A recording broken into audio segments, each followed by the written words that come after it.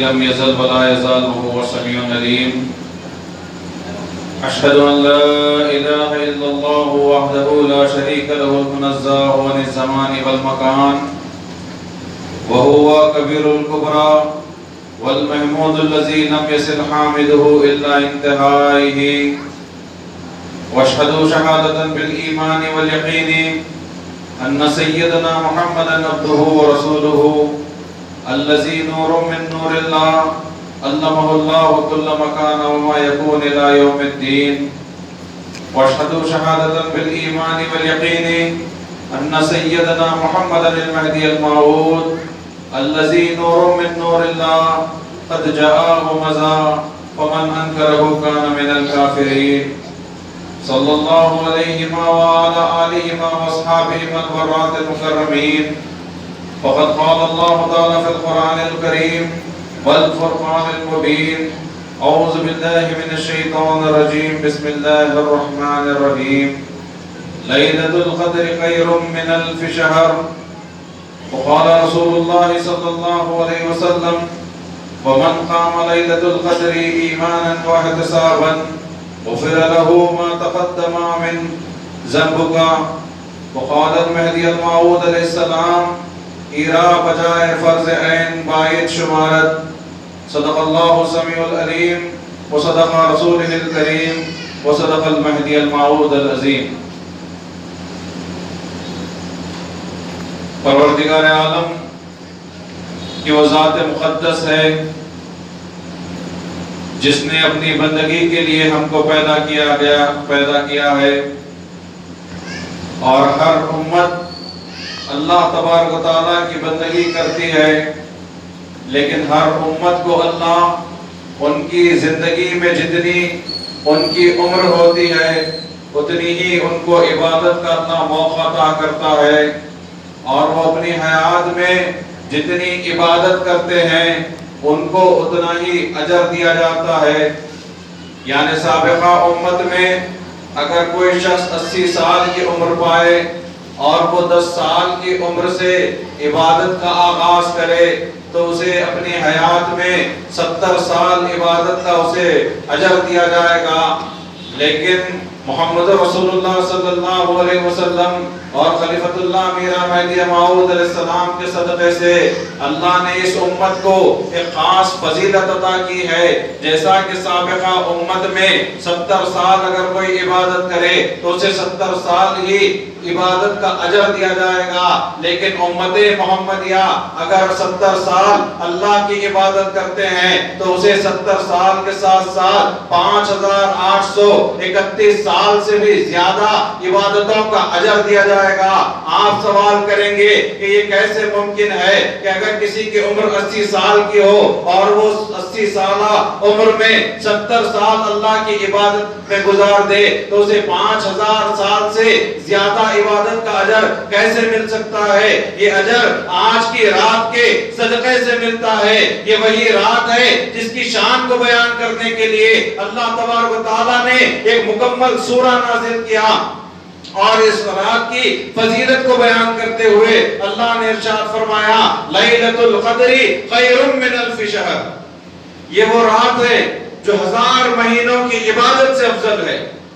اب وہ 1000 مہینوں سے زیادہ کتنی افضل ہے یہ تو اللہ ہی جانتا ہے، لیکن اگر آپ ہر سال میں 1000 مہینوں سے زیادہ یہ افضل رات میں اللہ کی عبادت کریں گے تو یقیناً اگر کسی کو 70 مرتبہ شب قدر میں عبادت کرنے کا موقع ملے تو وہ اپنی حیات میں 5000 سال سے بھی زیادہ وہ اجر کو حاصل کر سکتا ہے.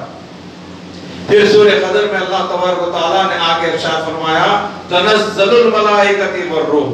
یعنی یہ وہ عظیم رات ہے جس میں اللہ تبارک و تعالیٰ اپنے ملائکہ کو حضرت جبرائیل علیہ السلام کے ساتھ زمین پر اتارتے ہیں، اور تمام فرشتے مسجدوں میں پھیل جاتے ہیں جہاں پر مومنین اللہ کی عبادت کرتے ہیں. اور روایتوں میں یہ بیان کیا گیا ہے کہ حضرت جبرائیل مومنین سے اپنا دست مقدس یعنی اپنا ہاتھ ملاتے ہیں، اور اس کی علامت بھی بیان کی گئی ہے.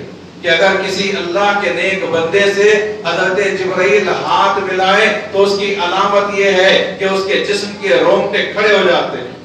وہ بندہ حضرت جبرائیل کو اپنی آنکھوں سے دیکھ تو نہیں سکتا لیکن محسوس کر سکتا ہے کہ اس کے جسم کے رونگٹے کھڑے ہو جاتے ہیں۔ یہ علامت ہے کہ حضرت جبرائیل اس بندے سے ہاتھ ملاتے ہیں، اور نہ صرف اس رات میں ملائکہ کا نزول ہوتا ہے بلکہ ارواح انبیاء بھی مومنین پر سلامتی بھیجتے ہیں۔ حضور محمد رسول اللہ صلی اللہ علیہ وسلم اپنے امتیوں پر سلامتی بھیجتے ہیں۔ حضور خلیفۃ اللہ میرا مہدی موعود علیہ السلام اپنے مصدقین پر سلامتی بھیجتے ہیں۔ اور اگر کوئی پورے یقین کے ساتھ 27ویں رمضان کو لیلۃ القدر کا اہتمام کرتا ہے تو یہ نعمتیں اس کو عطا کی جاتی ہے، اور پوری رات توجہ خدا تعالیٰ کی طرف کر کے اگر ہم عبادت کرتے ہیں تو اللہ تبارک و تعالیٰ ان تمام عبادتوں کا بدل 1000 مہینے کی عبادت سے بڑھ کر ہم کو عطا کر دیتا ہے۔ بس ہماری ان عبادتوں کو اللہ قبول کر لے۔ اب آئیے ہمارے آقا تاجدار عرب و عجم سرور دو عالم حضور کائنات محمد رسول اللہ صلی اللہ علیہ وسلم کا اس رات میں کیا عمل تھا، حدیث کی کتاب سے آپ اس بات کو معلوم کریں کہ سیاستہ کی حدیث ہے، جامع ترمذی کی جلد نمبر 1 حدیث نمبر 785 میں بیان کیا جا رہا ہے کہ حضرت ابو ذر رضی اللہ تعالیٰ عنہ فرماتے ہیں کہ رسول اللہ صلی اللہ علیہ وسلم نے رمضان کے آخری عشرے میں آپ صحابہ کے پاس تشریف لاتے اور کچھ راتوں میں عبادت کرتے۔ حضرت ابو ذر فرماتے ہیں کہ اللہ کے رسول 21ویں رات میں، 23ویں رات میں اور 25ویں رات میں تشریف لائے، اور رات کا پہلی رات میں کچھ حصہ اور 23ویں رات میں بہو حصہ اور 25ویں رات میں آدھا حصہ اللہ کی عبادت کی اور اپنے حجرے میں تشریف لے گئے۔ اور پھر حضرت ابو ذر اس حدیث میں فرماتے ہیں، جامع ترمذی کی حدیث ہے، پھر فرماتے ہیں کہ رمضان کی 27ویں شب کو جب کہ رمضان کے 3 دن باقی تھے، 27ویں شب کو اللہ کے رسول تشریف لائے اور اپنے اہل و عیال کو بھی جمع کیا، ازواج مطہرات کو جمع کیا اور صحابہ کو حکم دیا کہ جاؤ اپنے گھر والوں کو لے کر آؤ۔ اور پھر اللہ کے رسول کے بارگاہ میں جب سب کے سب جمع ہو گئے تو رمضان کی 27ویں شب کو رسول اللہ نے ہم کو نماز پڑھائی، اور اتنی طویل نماز پڑھائی کہ ہمیں سحری چھوٹ جانے کا ڈر پیدا ہوا۔ آپ غور کریں، یہ سیاستہ کی حدیث ہے، جامع ترمذی میں بیان کیا گیا ہے کہ اللہ کے رسول صلی اللہ علیہ وسلم نے صحابہ کو نماز پڑھائی۔ اور بخاری شریف کی ایک اور حدیث میں جو جلد نمبر 1 حدیث نمبر 1878 میں بیان کیا گیا کہ شب قدر میں ایمان اور پورے یقین کے ساتھ نماز جو پڑھیں گے اللہ تبارک و تعالیٰ اس کے سارے گناہ کو معاف کر دے گا۔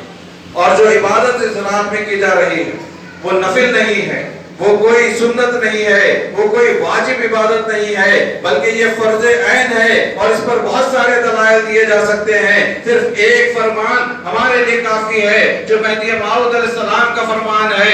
المہدی الموعود جو کتاب سیرت ہے، اس کے صفحہ نمبر 311 پر حضور خلیفۃ اللہ میرا مہدی موعود علیہ السلام کا فرمان بیان کیا گیا ہے۔ آپ نے فرمایا نماز شب قدر کو فرض عین سمجھنا چاہیے اور سب لوگوں پر لازم ہے کہ وہ اسے ادا کرے۔ اب جو کوئی مہدوی ہے وہ مہدی موعود علیہ السلام کے اس فرمان کی خلاف ورزی ہرگز نہیں کر سکتا۔ مہدوی نماز شب قدر کو فرض جان کر ادا کرتے ہیں اور حضور مہدی موعود علیہ السلام کی اتباع میں ادا کرتے ہیں، اور جو کوئی نماز لیلۃ القدر کو فرض جان کر ادا نہیں کرتا وہ مہدوی نہیں ہو سکتا، کیونکہ مہدوی حضور خلیفۃ اللہ میرا مہدی موعود علیہ السلام کے ہر فرمان پر اعتقاد رکھتے ہیں، ایمان رکھتے ہیں۔ خود مہدی موعود نے فرمایا کہ نماز لیلۃ القدر کو فرض جان کر ادا کرنا چاہیے۔ اور اس کے ساتھ ساتھ جو نماز لیلۃ القدر کے بعد ہم دعائیں پڑھتے ہیں، اس کو غیر مہدوی یا مرتدین یہ سمجھتے ہیں کہ یہ دعائیں صرف قوم مہدویہ کے پاس ہے، صرف مہدوی یہ دعائیں پڑھتے ہیں اور اعتراض بھی کرتے ہیں کہ بڑی عجیب دعا ہم پڑھتے ہیں۔ نہیں، ایسا نہیں۔ یہ لوگ کیا حدیث کی کتاب پڑھتے ہیں اللہ ہی بہتر جانتا ہے. یہ دعا صرف مہدوی نہیں کرتے بلکہ یہ دعا محمد رسول اللہ صلی اللہ علیہ وسلم نے بھی کی تھی. اب یہ حوالہ آپ تحریر کر لیں کہ غیر مہدویوں تم کچھ نہیں جانتے کہ اللہ کے رسول کا عمل کیا ہے. محمد رسول اللہ صلی اللہ علیہ وسلم نے نہ صرف 27ویں رمضان کو نماز پڑھی بلکہ آپ نے یہ دعا بھی کی جس کو ہم کو مہدی موعود علیہ السلام کے صدقے سے ہم کو یہ دعا ملی ہے. اللہم احینا مسکینوں وامتنا مسکینوں وشرنا یوم القیامت فی زمرۃ المساکین بفضلک و کرمک یا اکرم الاکرمین وبرحمتک یا ارحم الراحمین. یہ دعا جامع ترمذی کی جلد نمبر 2 کتاب الزہد کی حدیث نمبر 235 میں بیان کی گئی. حضرت انس رضی اللہ تعالیٰ عنہ فرماتے ہیں کہ محمد رسول اللہ صلی اللہ علیہ وسلم نے یہ دعا پڑھی ہے. ہماری یہ دعا بھی محمد رسول اللہ صلی اللہ علیہ وسلم کی اتباع میں ہے لیکن ہم مہدویوں پر اس کو غور و فکر کرنا بھی لازم ہے کہ جب یہ دعا خاتمین کے صدقے سے ہم کو ملی ہے, بڑی خاص دعا ہم کو سکھائی گئی ہے اور اس مقدس رات میں ہم کو یہ دعا کرنے کا حکم دیا گیا ہے کہ اے اللہ ہم کو مسکینوں میں زندگی عطا فرما, مسکینوں میں موت عطا فرما اور روز قیامت بھی ہمارا شمار مسکینوں میں کر. لیکن آج ہم کو اپنا یہ محاسبہ کرنا چاہیے کہ کیا ہم حقیقت میں اپنے آپ کو مسکین بنانا چاہتے ہیں؟ کیا ہمارے دل مسکینی چاہتے ہیں؟ یہ دنیا کی محبت اور دنیا کی لالچ اور حرص سے کیا ہمارے دل نہیں بھرے پڑے ہیں؟ یاد رکھیں مہدوی کاسب ہو یا طارق وہ دنیا کی حرص و لالچ کو اپنے دل میں نہیں رکھتا. ہمارے دل خدا کی محبت سے بھرے ہونے چاہیے.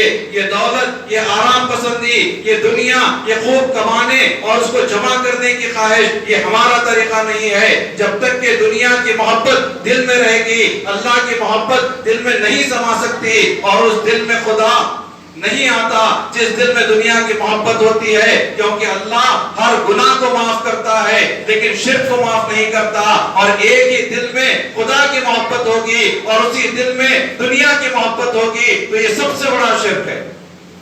ہم کو اپنے آپ کو شرک سے بچانا چاہیے اور مہدی موعود علیہ السلام نے ہم کو یہی تعلیم دی کہ دنیا کی محبت کو دل سے نکالنے کی, اور اسی تعلیم پر چل کر اصحاب مہدی نے اپنی زندگیوں کو بدل دیا. آج ہمیں بھی اپنی زندگی کو بدلنا ہوگا, اپنے دشمن کو پہچاننا ہوگا.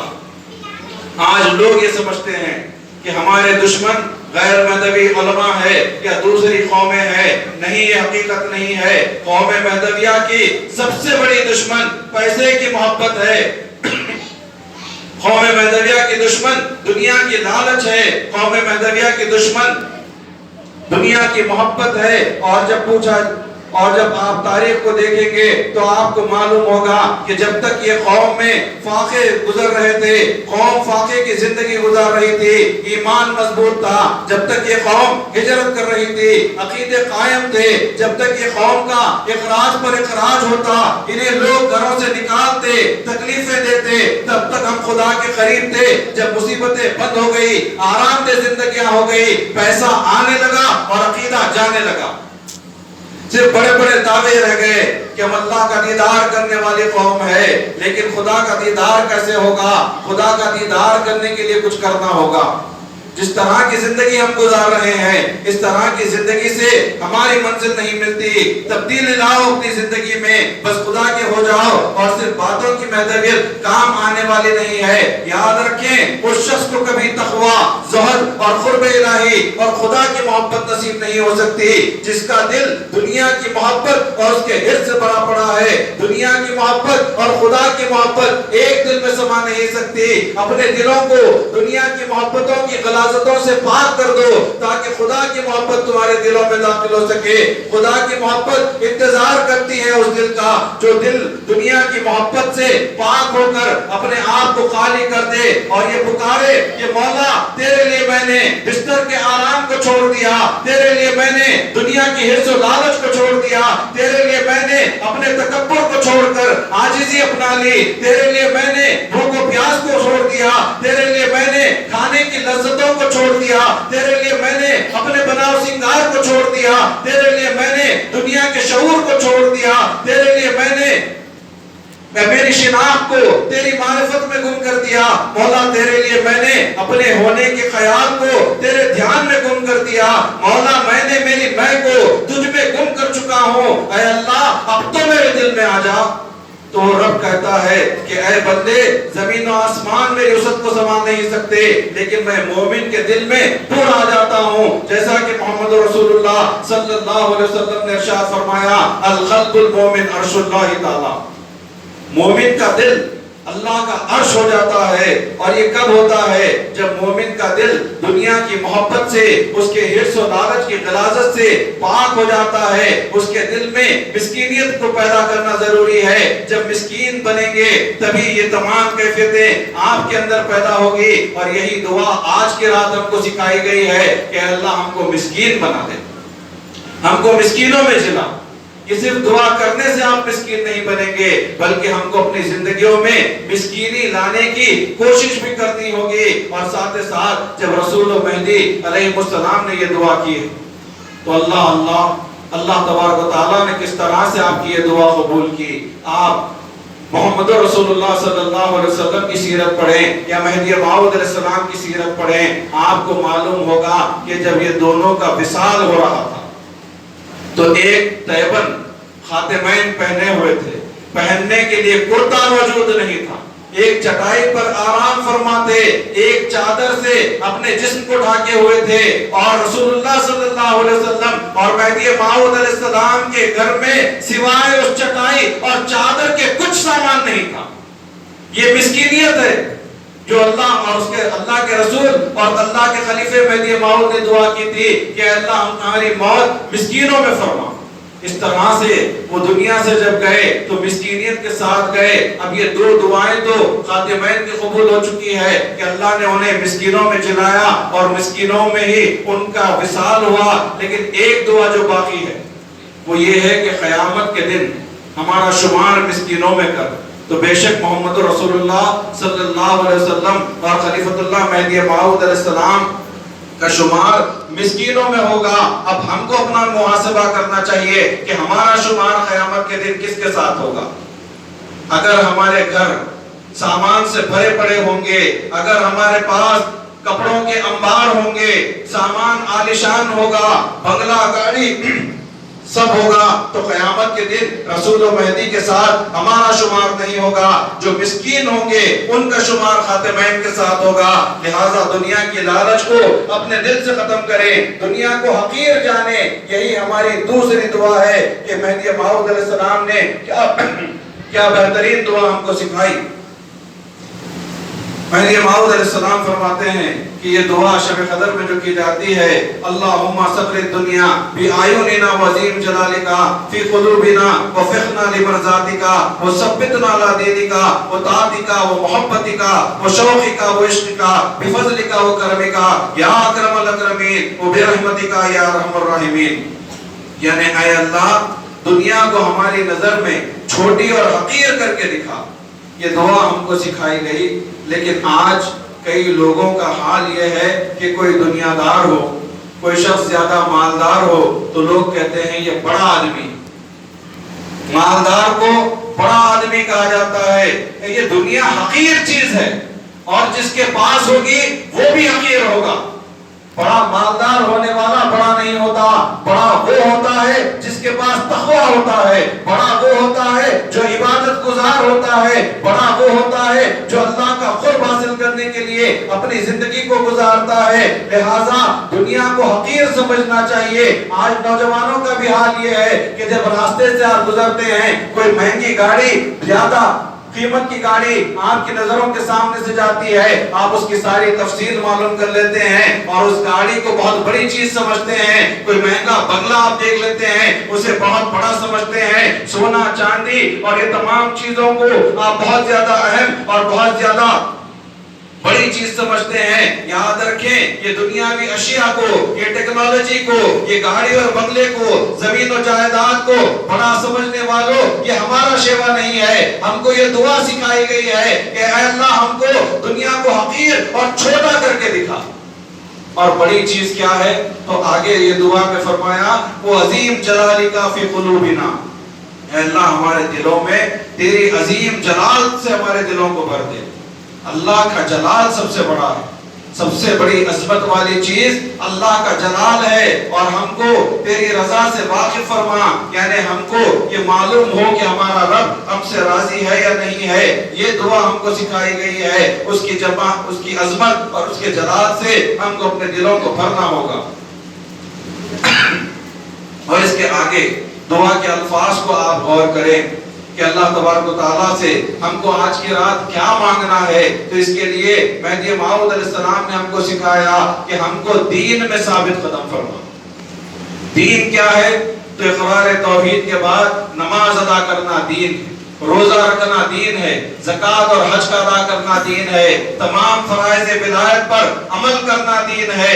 اگر آج آپ نماز کے پابند نہیں ہے تو آپ دیندار نہیں ہے۔ اگر آپ دنیا کمانے کے لیے روزوں کو چھوڑ دیتے ہیں تو آپ دیندار نہیں ہے۔ اگر آپ پورے حساب کے ساتھ زکوٰۃ ادا نہیں کرتے تو آپ دیندار نہیں ہے۔ شب قدر میں جب ہم یہ دعا کرتے ہیں کہ اے اللہ ہم کو دین پر ثابت قدم فرما، تو اس کے ساتھ ساتھ ہم کو کوشش بھی کرنا چاہیے کہ تمام فرائض پر ہم پہلے عمل پیرا ہو جائیں، اور فرائض کی ادائیگی کے بعد جو وقت ملتا ہے اس میں ہم کو کسب کرنا چاہیے، اس میں ہم کو دیگر کام کرنا چاہیے۔ اپنے کسب کے لیے، اپنے آرام کے لیے فرائض کو چھوڑ دینا یہ مہدویوں کا طریقہ نہیں ہے۔ مہدوی تو یہی دعا کرتا ہے کہ اللہ ہم کو دین میں ثابت قدم فرما۔ اور اس کے ساتھ ساتھ ہم کو کیا چاہیے؟ تو مہدی موعود علیہ السلام نے فرمایا اے اللہ تیری اطاعت، تیری محبت، تیرا عشق، تیرا خوف، یہی ہماری دعائیں ہوتی ہے کہ ہم کو اللہ کا عشق چاہیے، ہم کو اللہ کی محبت چاہیے، اللہ کی محبت کے سوا ہم کو کچھ نہیں چاہیے۔ اور یہ خدا کی محبت، یہ خدا کا عشق کیسے پیدا ہوتا ہے؟ تو خلیفۃ اللہ مہدی موعود علیہ السلام نے ارشاد فرمایا کہ اللہ کا عشق اللہ کے ذکر سے پیدا ہوتا ہے۔ جب اللہ کا ذکر کثرت کے ساتھ آپ کریں گے تب آپ کے دل میں اللہ کا عشق پیدا ہوگا۔ لہٰذا ہم کو اپنا محبوب خدا کی ذات کو بنانا ہے، اور اللہ کی محبت میں، اپنے معشوق کے عشق میں ایسے ذکر میں بیٹھ جانا ہے کہ ہم کو دنیا کی خبر نہ رہے، کون آتا ہے کون جاتا ہے اس بات کی خبر نہ رہے۔ عشق خدا کے لیے ذکر الہی میں ایسے گم ہو جاؤ کہ خود کے ہونے کا بھی خیال باقی نہ رہے۔ تیسری دعا جو بڑی خاص آج کی رات کی جاتی ہے، یہ دعا بھی اللہ کے رسول صلی اللہ علیہ وسلم پڑھا کرتے تھے۔ بی بی عائشہ سلام اللہ علیہا فرماتی ہیں کہ محمد رسول اللہ صلی اللہ علیہ وسلم رات میں نماز کے بعد یہ دعا پڑھتے ہیں، جس کو تفسیر ابن کثیر جلد نمبر 1 صفحہ نمبر 380 جو سورہ بقرہ کی آیت نمبر 213 کے ذیل میں بیان کی گئی ہے، اور شرح منتہی الارادات جلد نمبر 1 صفحہ نمبر 361 میں بیان کیا گیا ہے۔ اور یہ دعا کیا ہے؟ اللہم ارنا الحق حقا وارزقنا اتباعہ، اللہم ارنا باطل باطلا وارزقنا اجتنابہ بفضلک وکرمک یا اکرم الاکرمین وبرحمتک یا ارحم الراحمین۔ اے اللہ ہم کو حق جاننے کی توفیق عطا فرما، اور اس کی اتباع کی توفیق عطا فرما۔ یہ دعا کو سمجھو کہ حق کیا ہے۔ حق خدا کی ذات ہے، اس کی ذات کو سمجھنے اور جاننے کی کوشش کرنا چاہیے، اسی کی اتباع کریں، اور ہمارا ہونا یا ہمارے ہونے کا وہم جو باطل ہے اس باطل کو ہم اپنے سے دور کر دیں اور صرف تیرا خیال ہو۔ یہ دعا ہم کو عارف بنانے کے لیے سکھائی گئی ہے تاکہ ہم اپنے محبوب کو جانیں، اس کی پہچان کریں اور اسی بات کو سمجھے کہ اے محبوب صرف تیرا وجود ہے، اے محبوب اس کو ہمارے دلوں میں قائم فرما، صرف تیری ذات ہے محبوب، ہماری ذات کے وہم کو مٹا دے۔ اے اللہ آج کی رات جو ہم دعا کرتے ہیں وہ بس تجھے حاصل کرنے کے لیے کرتے ہیں، اور ان تمام دعاؤں کو پڑھنے کے بعد، قرآنی آیات کی تلاوت کے بعد جب ہم سجدے مناجات میں جاتے ہیں تب بھی میں آپ سے یہی گزارش کروں گا کہ سجدے میں جا کر خدا سے بس خدا کو مانگو، اللہ سے اللہ کی ذات کو مانگنا چاہیے، اللہ سے اللہ کی معرفت کو مانگنا چاہیے، اللہ کا دیدار مانگنا چاہیے، اللہ کا عشق مانگنا چاہیے، اللہ کے ذکر کی توفیق مانگنا چاہیے۔ کب تک دنیا مانگتے رہیں گے؟ اللہ نے اتنا کچھ دیا ہے، اتنا کچھ دیا ہے جس کا شمار نہیں کر سکتے، اور ہم کتنی دنیا مانگیں گے؟ کم سے کم آج کی یہ مقدس رات جو 1000 مہینوں سے بہتر ہے، اور آج کی رات کی دعائیں اللہ ضرور قبول کرتا ہے۔ تو اس مقدس رات کو ہم سب کو اپنے دیدار سے سرفراز کرنے کی ہم کو دعا کرنا چاہیے کہ اے اللہ ہم تمام کو اپنے دیدار سے سرفراز فرما، ہماری ہستی کو مٹا دے اور تیرا جلوہ دیکھنے کی ہماری آنکھوں کو وہ طاقت عطا فرما جس سے یہ آنکھ میری نہ رہے، بس تیرا ہی جلوہ ہو، بس تیرا ہی جلوہ ہو۔ وآخر الدعوانا ان الحمدللہ رب العالمین۔